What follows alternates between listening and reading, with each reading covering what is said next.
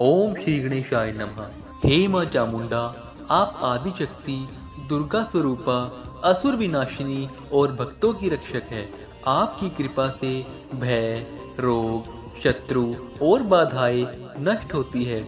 हम आपके चरणों में नमन करते हैं और इस व्रत का संकल्प लेते हैं। चामुंडा माता शक्ति का उग्र और तेजस्वी स्वरूप है। इनका नाम चामुंडा दो असुरों चंड और मुंड के वध से पड़ा। ये माँ दुर्गा की 10 महाविद्याओं में भी एक रूप मानी जाती है। माता का स्वरूप भयनाशक, तांत्रिक साधनाओं की अधिष्ठात्री और शत्रु बाधा विनाशिनी है।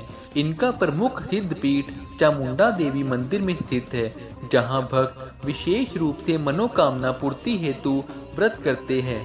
चामुंडा माता का व्रत रखने से संकट निवारण, शत्रु बाधा शांति, तंत्र बाधा मुक्ति, मानसिक भय दूर करने, परिवार की रक्षा हेतु किया जाता है। आइए दोस्तों, इसी के साथ शुरू करते हैं माँ चामुंडा की व्रत कथा।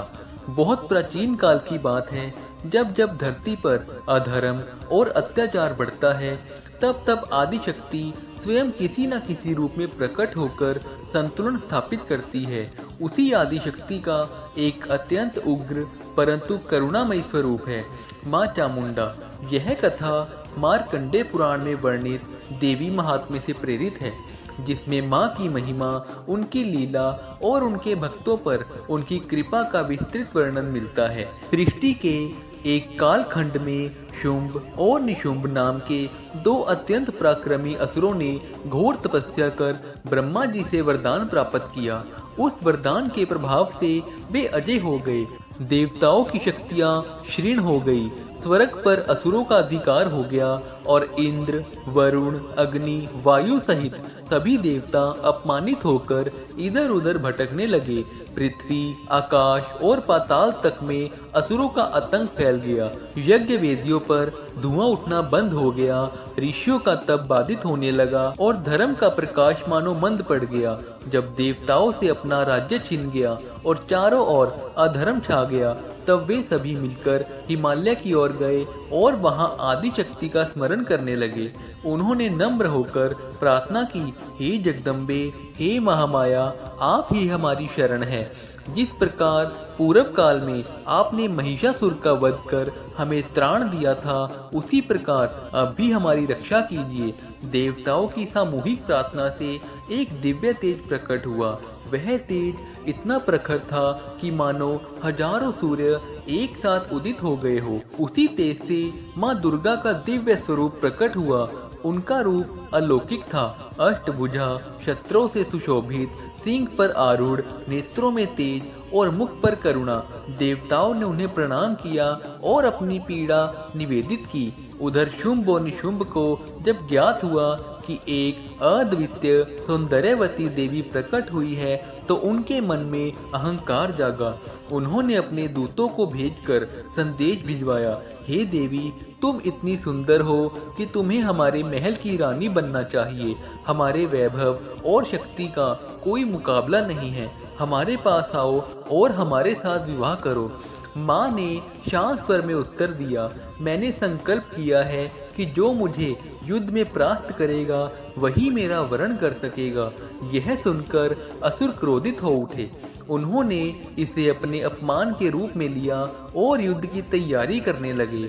सबसे पहले धूम्रलोचन नामक असुर विशाल सेना लेकर आया।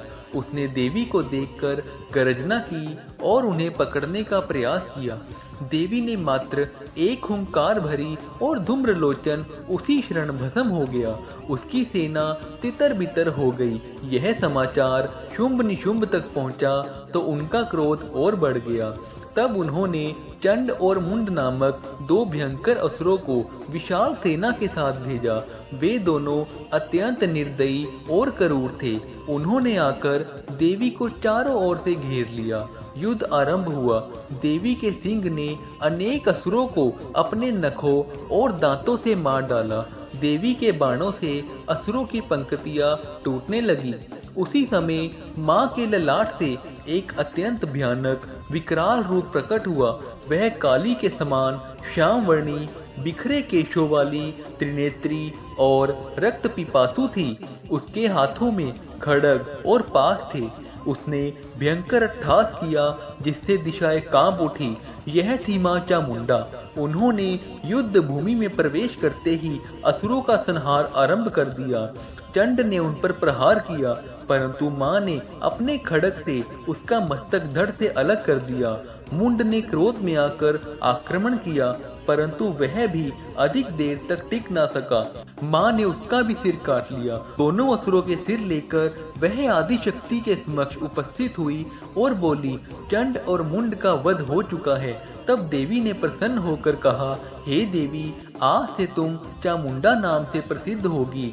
इस प्रकार चंड और मुंड का संहार करने वाली देवी को चामुंडा कहा गया।